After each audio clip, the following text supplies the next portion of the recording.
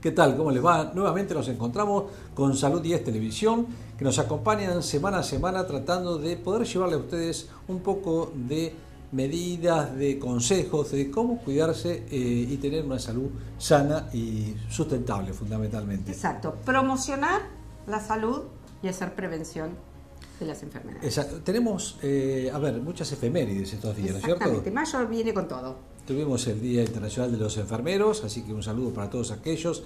El día anterior, no me acuerdo si fue el día 16 o 17, fue el Día Mundial de la Enfermería. El 17 también fue el Día Internacional de la Hipertensión, que hoy le vamos a dedicar parte del programa. Exactamente, va a hablar el doctor Capelli dando consejos sobre la hipertensión y bueno, es siempre muy llevadero hablar con el doctor Capelli porque nuestro querido tiene, Cholo. Totalmente, tiene realmente un lenguaje que nos llega a todos de cómo tenemos que interpretar el cuidado de nuestra salud, fundamental. Gracias a Dios Argentina está logrando bajar los niveles del consumo de sodio. Tenemos un país con menos sal. Esto de las campañas están haciendo mucho más efecto porque éramos consumo de muchos gramos de sal. Y realmente sobre eso va a hablar usted un poco de dieta, ¿no? Sí, vamos a, como ya hemos hablado en otros momentos de la hipertensión, de las dietas sin sal, vamos a pasar una nota que ya había hecho sobre las dietas sin sal. Perfecto. O dietas hiposódicas. Nos olvidamos también el Día de la Fonoaudióloga. El Día de la Fonoaudióloga. También, así que un saludo para todas las fonoaudiólogas. Yo voy a hablar de una nota que también hicimos, que me la han pedido, que la volvamos a pasar, que es el tema de disfunciones sexuales en el hombre, fundamentalmente. Y bueno, vamos a repasar un poco cuáles son las causas y los tratamientos que existen hoy en día para este tipo de patología. Bueno, empezamos con el programa.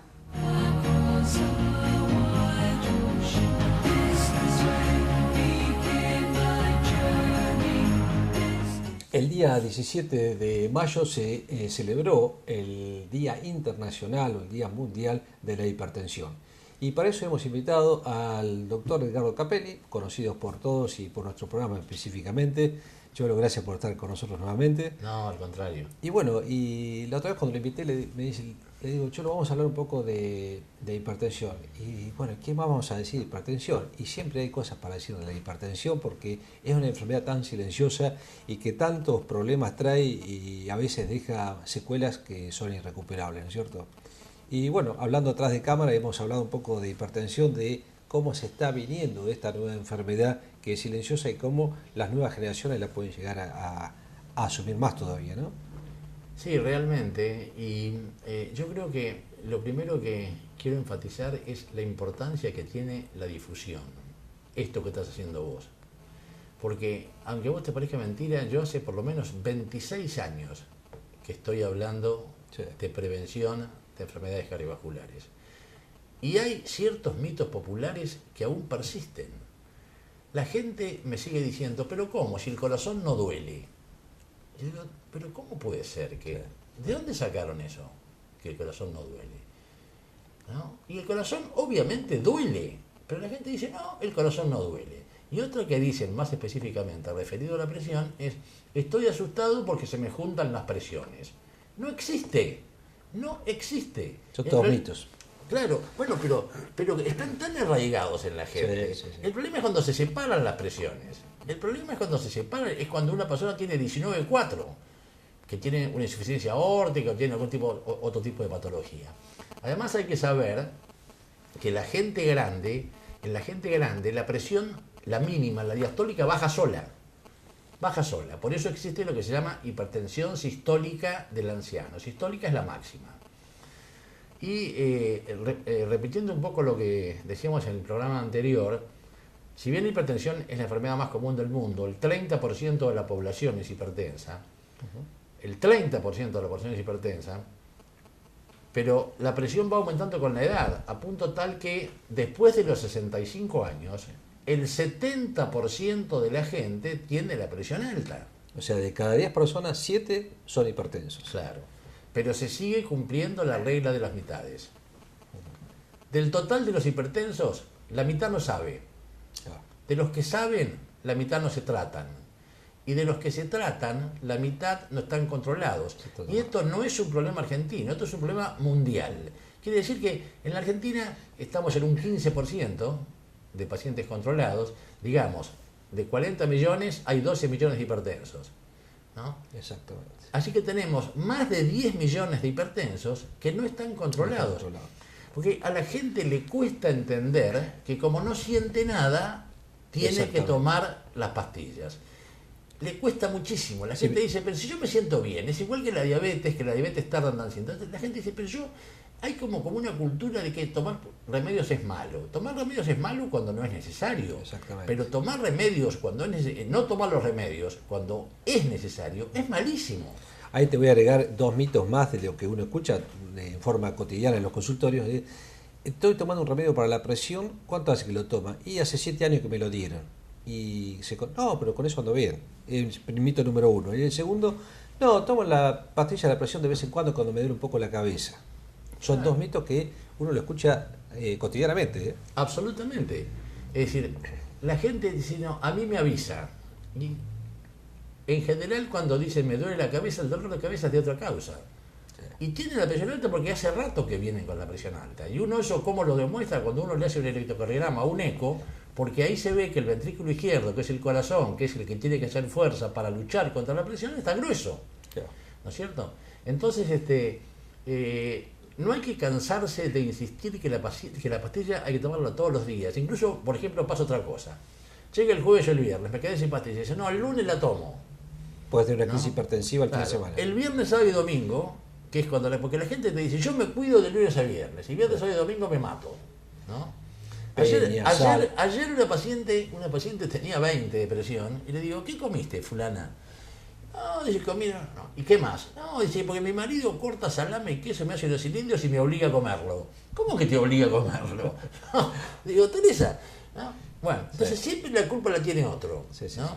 Entonces, es lo que decíamos la vez pasada. El 85% de la comida que comemos viene del supermercado, ¿no? Y el 10% del salero. Entonces comen tostado de jamón y queso, porque cuando no tienen un bautismo, tienen un casamiento. Cuando no tienen un casamiento, tienen un cumpleaños. Y si no, siempre hay una excusa para comer. Es algo la cultura argentina nacional. Es nacional. Ahora, justo en esta época que hace frío, sobre todo, que el frío sube la presión. La olla. Entonces la olla, más el fiambre, más el frío, más que todos los remedios cuando me parece, es una bomba molotov. ¿No? Y yo quiero que recalques cuál es la complicación más importante que puede tener un paciente hipertenso. Porque no es que, bueno, me agarra la hipertensión, me toma la presión, me acuesto, se me pasa.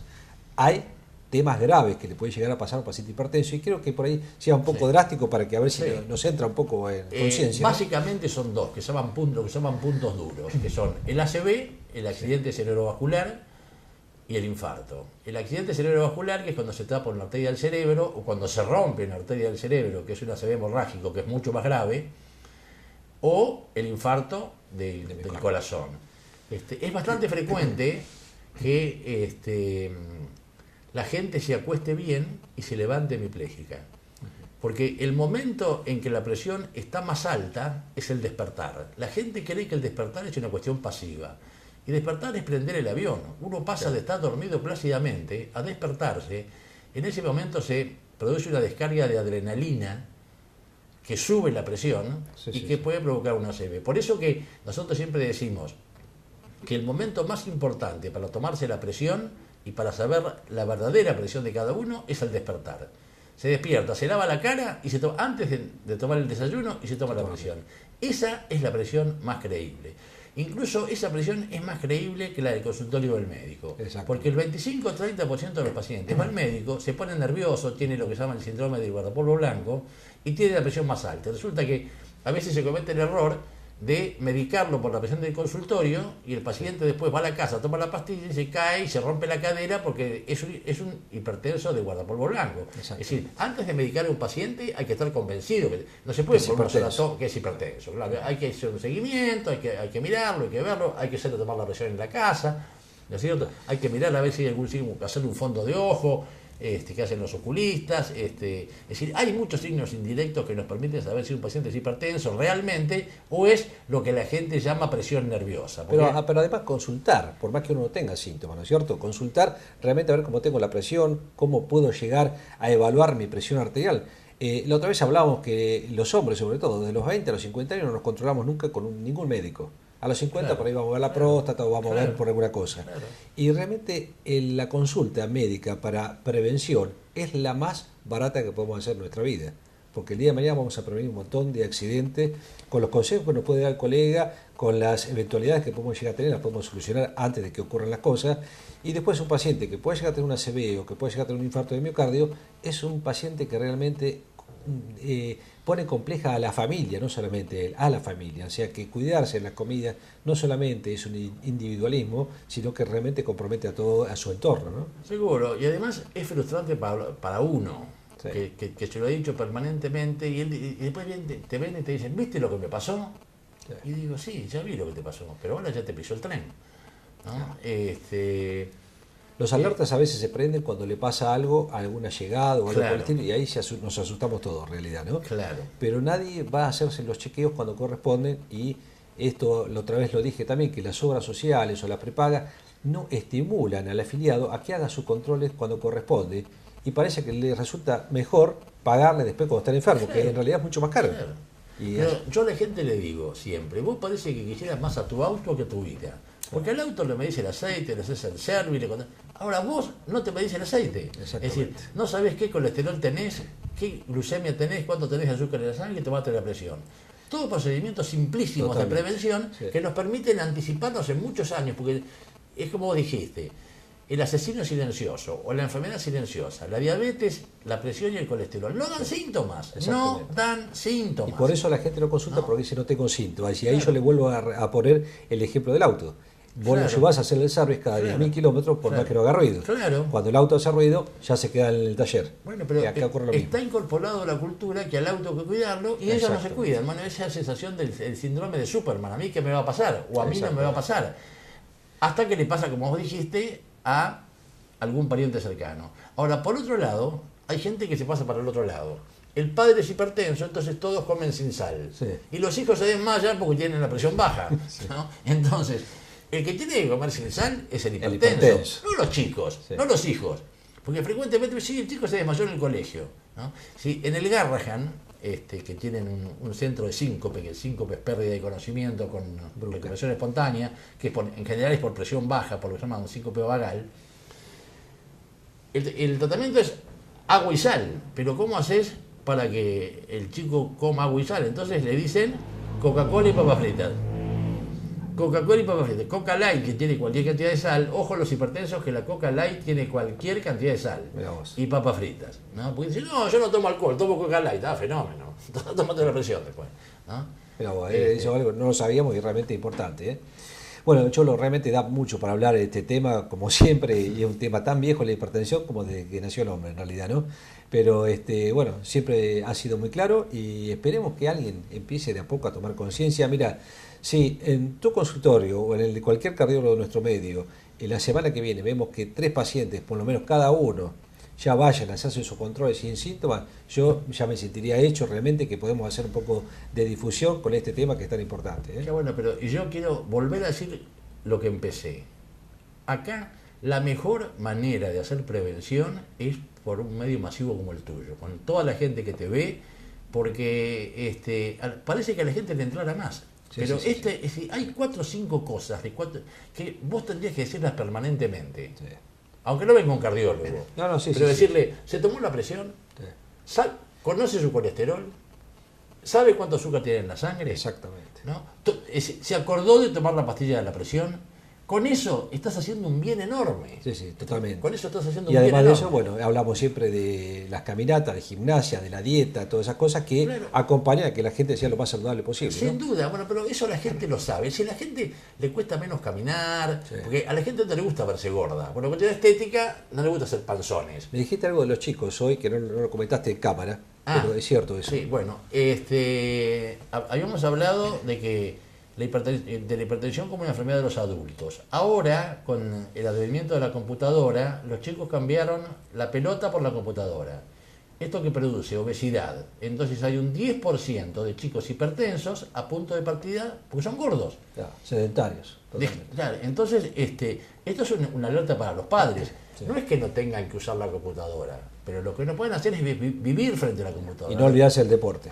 Los chicos tienen que tener el peso que le corresponde y hacer deporte, por muchos motivos. Primero porque lo socializa, porque si no Totalmente. estás solo con la computadora, cuando vos haces, sobre todo deportes colectivos, aprendés a compartir, aprendés a competir sanamente. Totalmente. Y aparte te movés. Y eso hace la actividad física. Yo a la gente siempre le digo, mire, caminar baja el peso, baja el colesterol, baja la presión, calma los nervios, es antidepresivo y es gratis. Y mejora la actividad sexual. Y mejora la actividad sexual. Esa no lo sabía. Pero bueno, ahí tienen, ¿ves? Mejora la actividad. Y es gratis. El día que cobren por caminar, van a hacer manifestaciones para que hagan rebaja para la caminata. Exactamente. Pero tenemos un remedio. Era como decía el profesor nuestro de psiquiatría. Hay remedios que no vienen en frasquito. Exactamente. Por ejemplo, caminar. Lo más barato y lo más cómodo. Así es. Edgardo, muchas gracias por acompañarnos y bueno, muy claro, así que por favor cuídense y tomen los controles y hagan por favor las rutinas de controles médicos. Es fundamental que se cuiden para el día de mañana no estar enfermos. Es algo muy simple. Gracias, Cholo. Gracias a vos.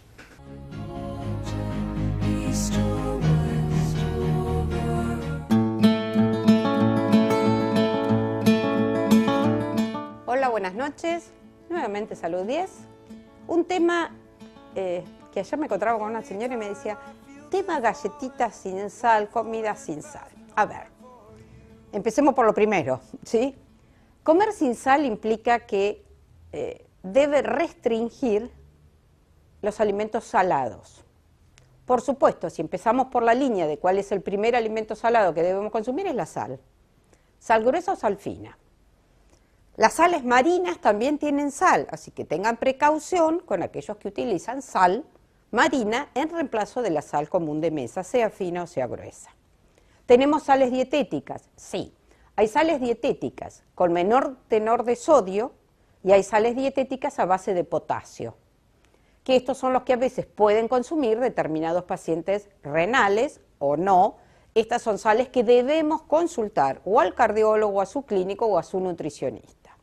Las sales que han salido ahora, que es la línea verde o las de corazón saludable, lo que quieren decir es que tienen un 60% menos de sal.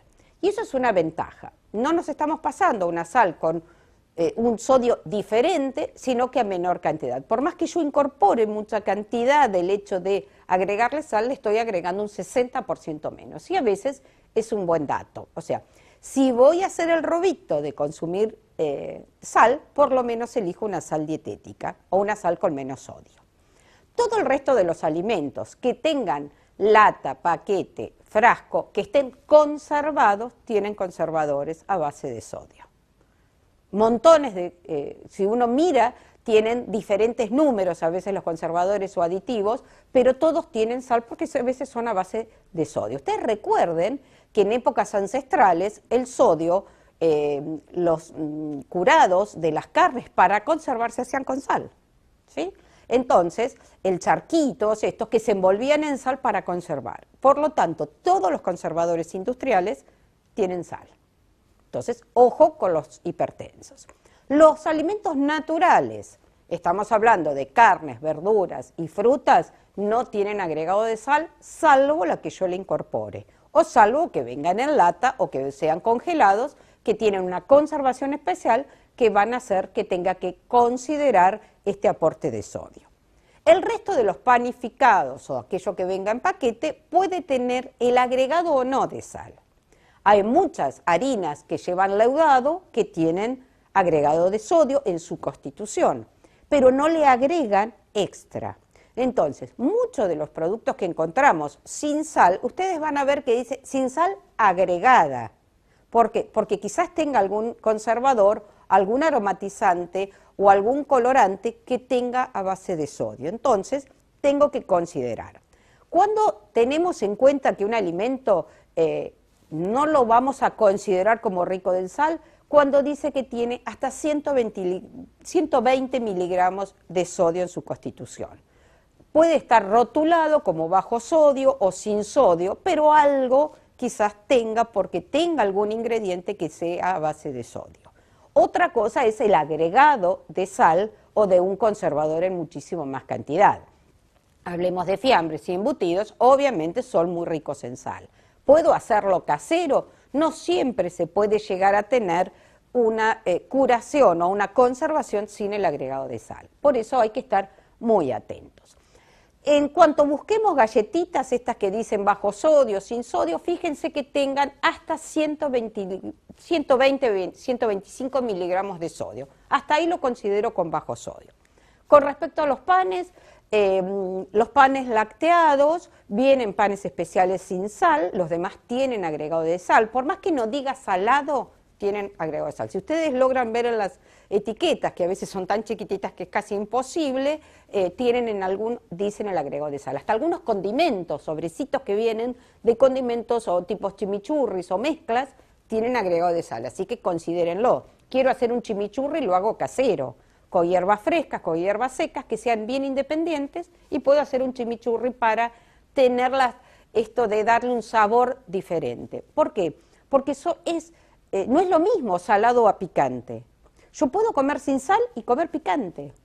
La diferencia es que no le toca agregar sal, pero sí puedo comer algo picante con todos los condimentos que usted quieran, que sean frescos o naturales o que sean desecados. Considero estos que vienen envasados. ¿Qué estoy hablando? Salsa de soja, ojo, tiene 2.300 miligramos de sodio. Vienen salsas de soja sin sal agregada, que tienen mucho menos si es una manera de poder usar una pizquita en algo que le quiero dar sabor. Todo lo que es conservantes de los aditivos de mayonesas o a base de tomate, cualquiera de estos ingredientes a base de tomate o las mostazas también tienen agregado de sal.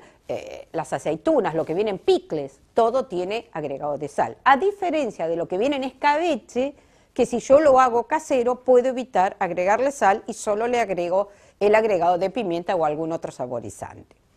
La panificación, todas las panaderías hacen panes sin sal, o sea que estaría solucionado.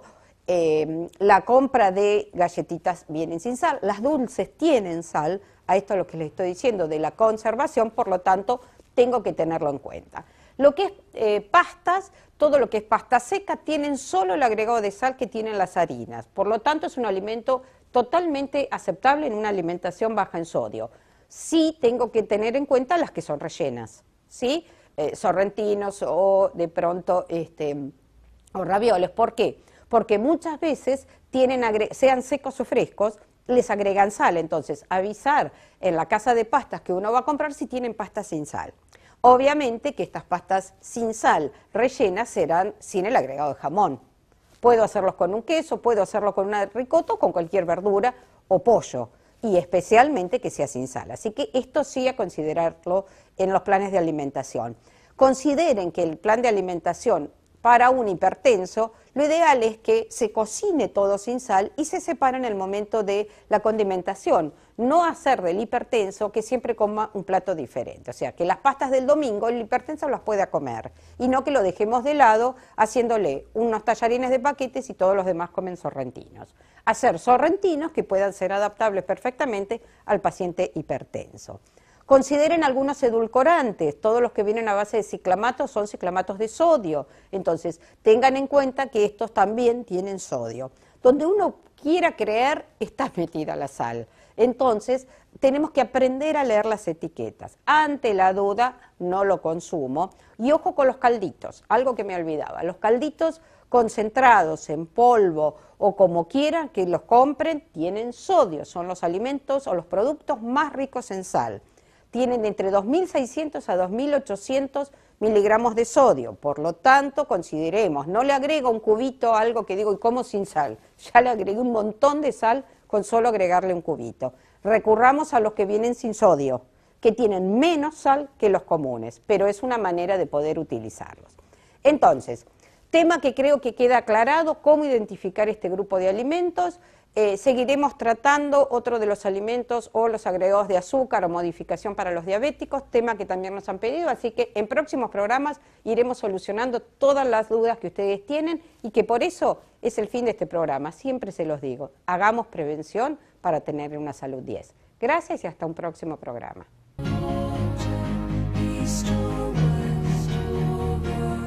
Bueno, como dijimos al principio del programa, hoy vamos a tratar un tema que para muchas personas es interesante, y no se crean que solamente para los hombres, sino también para sus parejas, que son las disfunciones sexuales. Existen dentro de las disfunciones sexuales dos que son primordiales o preponderantes. Una de ellas es la disfunción sexual eréctil y la otra es la disfunción eyaculatoria. La disfunción eyaculatoria, generalmente hay dos tipos: el paciente que tiene alteraciones con eyaculación rápida, lo que se denomina normalmente eyaculación precoz, y otros que es mucho más rara, que es la eyaculación tardía, o lo que se denomina anorgasmia masculina, que son pacientes que no logran una eyaculación. Entonces, y la eyaculación, la disfunción sexual eréctil es aquellos pacientes que no logran tener una rigidez y una tumescencia de su órgano sexual, que es el pene, para lograr una relación sexual acorde. Vamos a hablar inicialmente de las disfunciones sexuales eyaculatorias. De 10 hombres que andan en la calle de mayores de 20 años, 3 o 4 tienen disfunción sexual eyaculatoria, fundamentalmente eyaculación precoz. Lamentablemente, de esos 3 o 4 que tienen, solamente uno muchas veces consulta, y la mayoría de la falta de consultas es por vergüenza. Y realmente uno ve todavía pacientes que tienen 40, 50 años que recién vienen a la consulta y han pasado muchísimos años con una disfunción eyaculatoria de eyaculación precoz por no consultar o por vergüenza. Existen hoy muchos tratamientos médicos, algunos psicológicos, pero generalmente tratamientos médicos que actúan en lograr un retraso de la eyaculación y de esa forma lograr una mejor y más adecuada relación sexual. Y esto ocurre muy frecuentemente hoy en día también por los problemas de ansiedad. Los pacientes generalmente viven con mucha ansiedad, hoy se vive realmente una vida muy vertiginosa, y eso hace que la ansiedad, y frente muchas veces a parejas nuevas, ocurran los problemas eyaculatorios. Hay pacientes que han tenido disfunciones eyaculatorias de eyaculación precoz con una pareja y después pueden no tenerla con otra pareja, o viceversa. Existen muchísimos medicamentos que son tipo antidepresivos. ¿Y por qué se usan este tipo de medicamentos? Porque los antidepresivos, algunos de ellos, no todos, actúan en los receptores de las vesículas seminales, retrasando la eyaculación. Y existen medicamentos que se pueden usar horas antes de la relación sexual, hasta medicamentos de base durante unos cuantos meses para lograr una adecuación y un nuevo aprendizaje de la eyaculación. Y es muy importante porque esto hace a la satisfacción de la pareja. O sea, muchas veces la gente dice que, bueno, realmente puede no serle importante, a veces existe egoísmo masculino y la mujer no logra el orgasmo por una eyaculación muy rápida del hombre, y realmente son patologías que deberían tratarse para lograr un placer fundamental dentro de la pareja y un acomodamiento a nivel de la pareja que sea mucho más acorde y adecuado.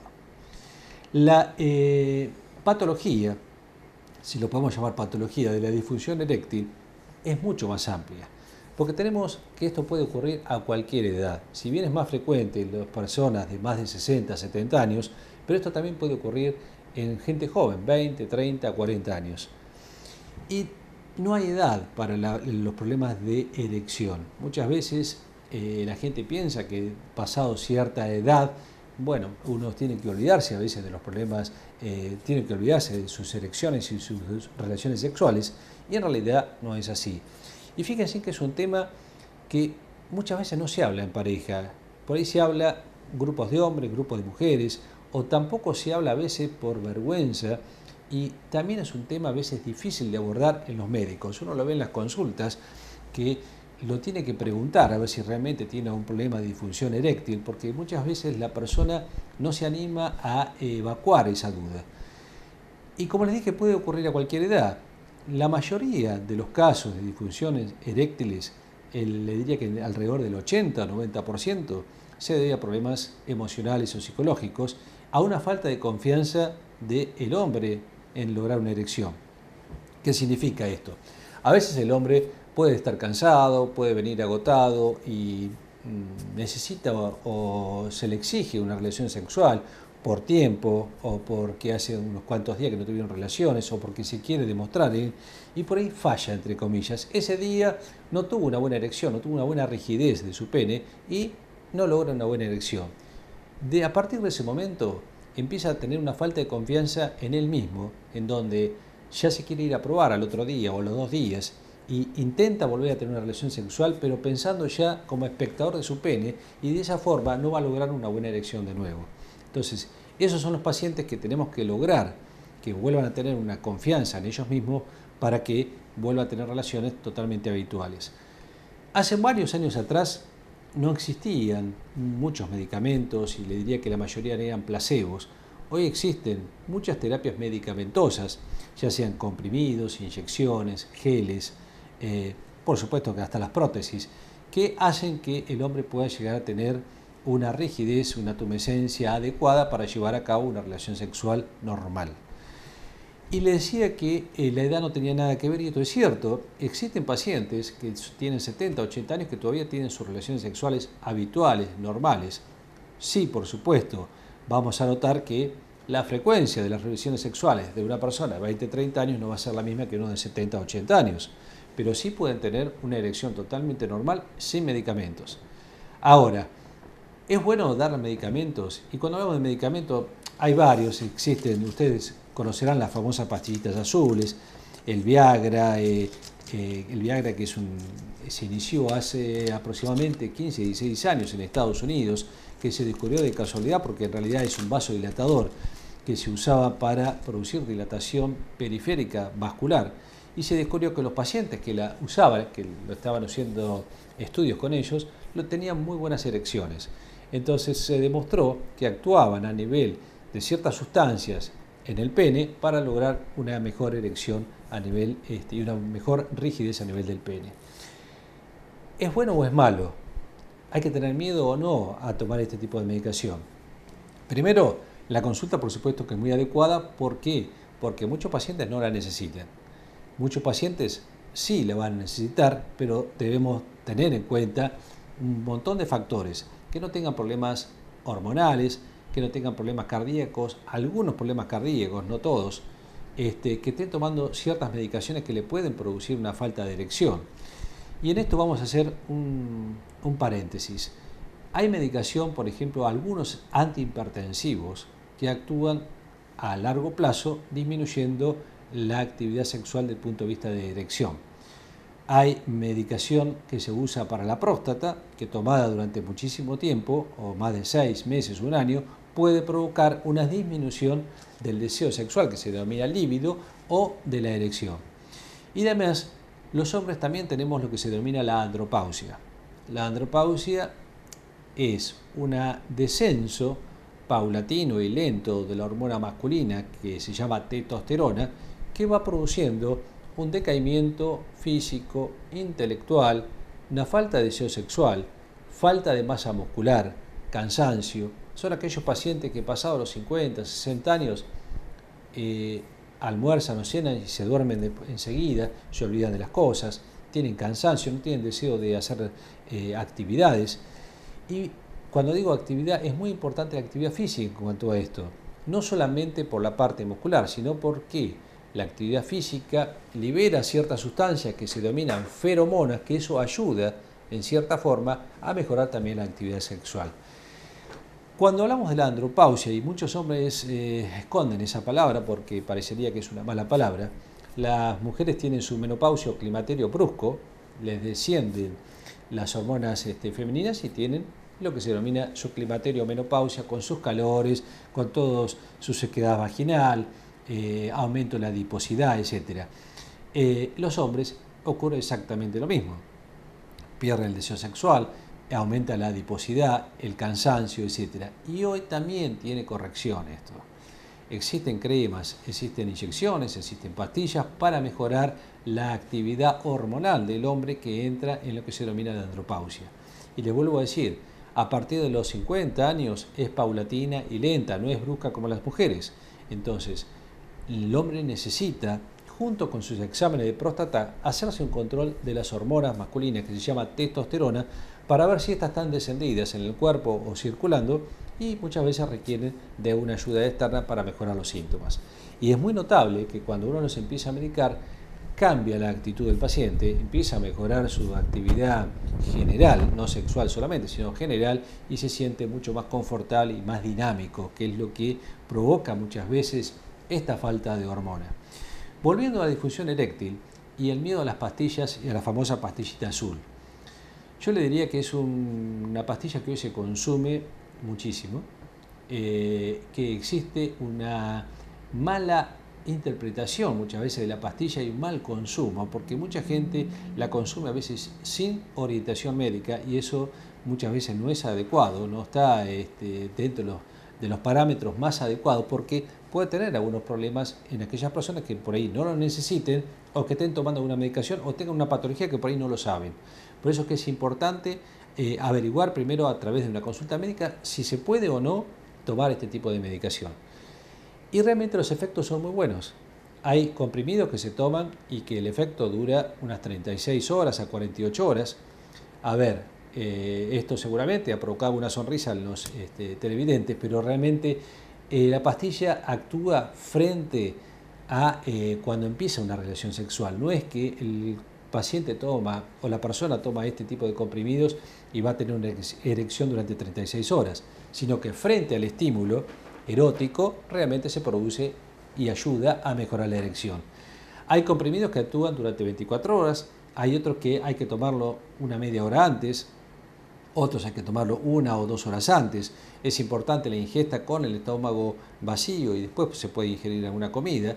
Hay personas que preguntan si se puede tomar alcohol. Lo ideal es no abusar de alcohol una vez que uno toma la pastilla. Y tiene dos efectos que pueden preocupar. Uno es que el paciente se empieza a poner muy colorado o la cara muy caliente y empieza a sentir dolor de cabeza, en algunos casos una pequeña carraspera, pero eso no es porque se le subió la presión, porque son vasodilatadores, sino que generalmente como produce una vasodilatación de las venas y las arterias periféricas, produce cierta cefalea que es transitoria y pasajera, pero muchos se asustan por no conocerlo. Esto ocurre porque, a ver, el amigo le da una pastilla, tomate esto que vas a andar bien, y entonces toman la pastilla, se ponen colorado, piensan que se subió la presión, le duele la cabeza, dice voy a tener un ataque, no logran la erección, terminan realmente traumatizados y como dije en un inicio, por no haber hecho solamente una consulta con algún médico que lo pueda orientar con este tipo de consumo de medicación. Existen también geles que se pueden llegar a usar en la zona del pene para mejorar la circulación, que hoy también se pueden usar en las mujeres para mejorar la circulación a nivel vaginal. Y pasando todas estas etapas, pacientes que han tenido una patología quirúrgica importante o han tenido un traumatismo, se usan pequeñas inyecciones intrapeneanas de sustancias que producen erección a los 20 minutos o media hora. Estas tienen indicaciones muy precisas y por supuesto tienen que ser indicación bajo médico sí o sí, porque no es para todos los pacientes, sino para algunas indicaciones muy especiales. Otro tema que les quería comentar, que esto es un mito. Pacientes prostáticos y disfunción eréctil. El paciente que tiene un adenoma de próstata, un agrandamiento de la próstata que no puede orinar o algo, no tiene nada que ver con la parte de la erección. El paciente que se opera por un agrandamiento prostático, porque no puede orinar, se le hace una cirugía prostática, no significa que va a tener problemas de erección. Existía el mito que el paciente que tenía próstata agrandada, que se le operaba de la próstata, después no iba a poder tener más relaciones sexuales porque no iba a tener más erección. Yo le puedo dar millones de ejemplos de pacientes que han sido operados de próstata y que después andan mejor que cuando tenían la próstata agrandada que no podían orinar. O sea, es un mito que hay que sacarlo, realmente no tiene nada que ver. La próstata solamente lo único que hace desde el punto de vista sexual es aumentar un poco la secreción durante la relación sexual para que se lubrique la zona genital y nada más que eso. Y en la época de fertilidad para mejorar el esperma durante la fertilidad. Pero para la parte erectiva, en realidad la próstata no cumple ninguna función, por lo cual no tengan miedo. Si uno tiene un agrandamiento prostático, que después de los 50 años es muy habitual y se debe controlar también, por supuesto, no automedicarse, punto número 2, tratar de formar y tener una armonía a nivel de la pareja, porque esto es fundamental. Y en esto hago un hincapié. Mucha gente tiene problemas de disfunción eréctil en la pareja habitual. ¿Qué hacen? Por ahí tratan de ver si afuera pueden llegar a tener una mejoría, y realmente el fracaso es mucho mayor, porque eso es una prueba casi mecánica, les podría decir, de que tratan de probarse de alguna forma a ver si afuera pueden andar mejor. Les puedo asegurar que realmente el fracaso es mayor, y después la terapia que hay que hacer con ese paciente es mucho más intensiva, por así decirlo, que aquel paciente que no lo realizó. Entonces es importante que además muchas veces la pareja también ayuda a tener una mejor erección, y en esto hay muchas parejas que consultan junto con el hombre para tratar de ver de qué forma pueden llevar una actividad sexual normal. No solamente el hombre que porta el pene es el encargado, sino también la mujer es encargado de que esa relación sexual sea lo más armoniosa y adecuada que realmente se necesita. Hay mucho para hablar de disfunción sexual eréctil, hay mucho para hablar de sexualidad.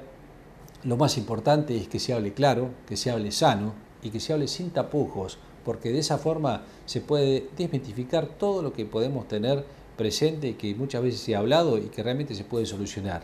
Fíjense que hace no más de 50 años atrás la mujer llegaba a la menopausia y era como que ya se le terminaba la vida.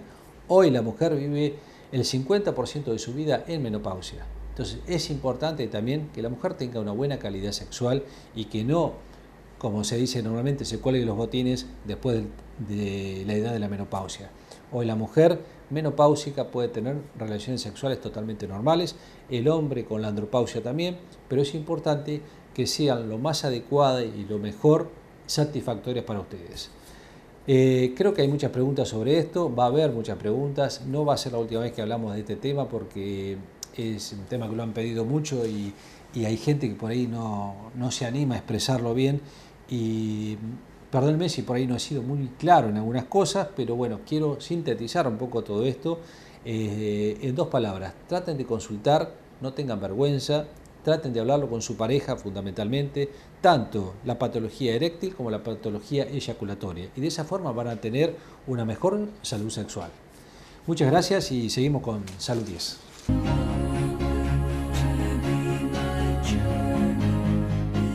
Nos estamos yendo, Marcela, ¿te gustó? Exacto, muy buen programa. Si bien reiteramos notas, son los temas que nos piden y son los temas de actualidad. La hipertensión es importante, cuadros de ACV, de enfermedades cardiovasculares, todos estos factores de riesgo de enfermedades no transmisibles que somos responsables por los malos hábitos alimentarios, están haciendo que nos vayamos educando y de pronto de tanto escuchar algo hacemos. Y enfermedades totalmente silenciosas, porque la hipertensión a veces no nos damos cuenta, y también la automedicación y la mala medicación que a veces hace uno con la hipertensión. Hoy tomo una pastilla, pero hoy no tengo presión, mañana no la tomo, y eso puede ser riesgo de producir un ACV o de producir incluso causas de muerte por no cumplir realmente con la gente cree que siendo hipertenso con diagnóstico, si está bien de la presión, ya no es más hipertenso. Al contrario, si está bien de la presión es que está comiendo sin sal y está tomando la medicación. También ocurre con la diabetes, que